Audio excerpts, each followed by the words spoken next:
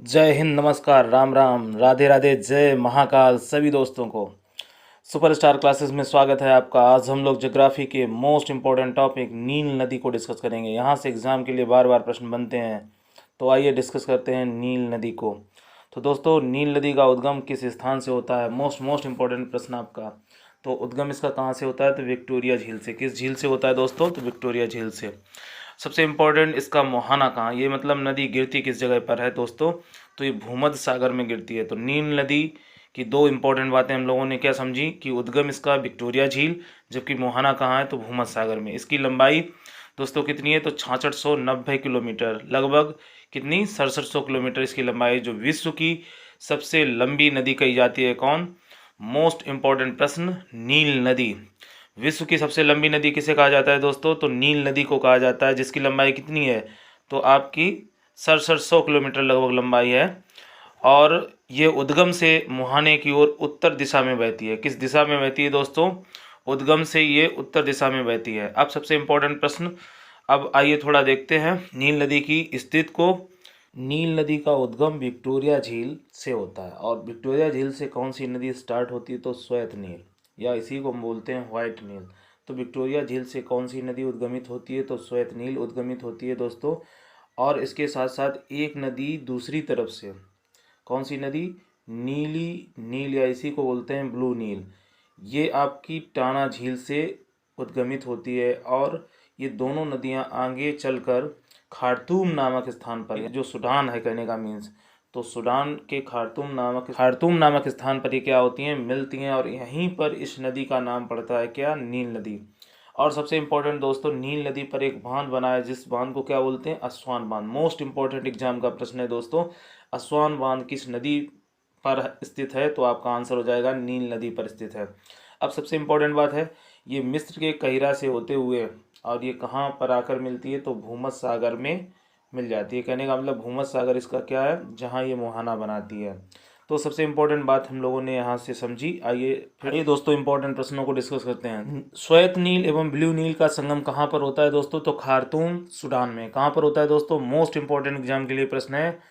श्वेत नील और ब्लू नील का संगम स्थल कौन सा है? तो खार्तूम। किस जगह पर? तो ये जगह पड़ती है सूडान में, सूडान देश में। अब सबसे इम्पोर्टेंट बात है, यहीं पर इस नदी को नील नदी के नाम से जाना जाता है। तो दो नदियां मिलती हैं, श्वेत नील और ब्लू नील। अब देखिए नेक्स्ट प्रश्न देखिए, खार्तूम में नदी को नील नदी कहा जाता है। कहाँ पर कहा जाता है? तो नील नदी को, नील नदी तो खार्तूम स्थान पर। और खार्तूम जगह कहाँ पड़ती है दोस्तों? तो सूडान में। कहाँ पर? सूडान में।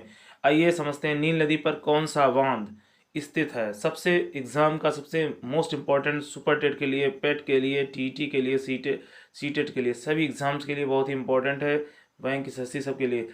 अस्वान बांध किस नदी पर स्थित है दोस्तों? तो अस्वान बांध नील नदी पर स्थित है। अब आइए नेक्स्ट इंपॉर्टेंट प्रश्न को डिस्कस करते हैं। ये सहारा के मरुस्थल से होकर बहती है। कहाँ से होकर बहती है? किस मरुस्थल से होकर गुजरती है? तो सहारा मरुस्थल से होकर गुजरती है। इसीलिए इस नदी में जल की मात्रा बहुत कम है। कह सकते हैं जल की मात्रा क्यों कम है? क्योंकि ये मरुस्थल से होकर गुजरती है।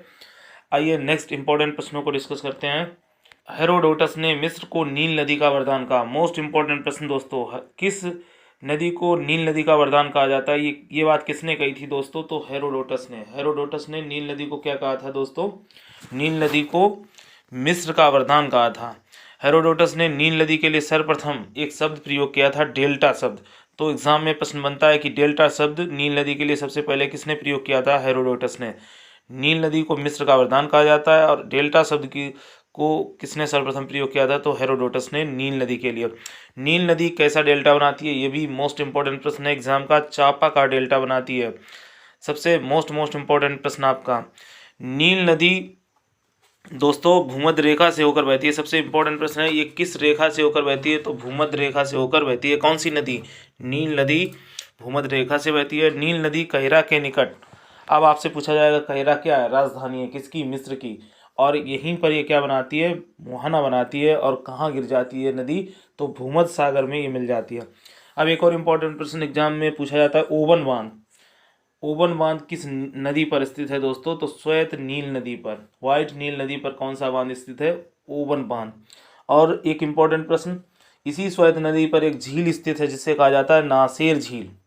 नासिर झील किस नदी पर स्थित है? तो नील नदी के श्वेत नील नदी पर नासिर झील स्थित है, ऊबन बांध के निकट। अब सबसे इम्पोर्टेंट बात क्या है, जो आपका हमने जो बताया था ब्लू नील, यानी जो नीली नील है वो किस झील से निकलती है? तो ताना झील से निकलती है दोस्तों। अब इम्पोर्टेंट, असवान बांध किस नदी पर स्थित है? तो आपका आंसर हो जाएगा नील नदी पर स्थित है।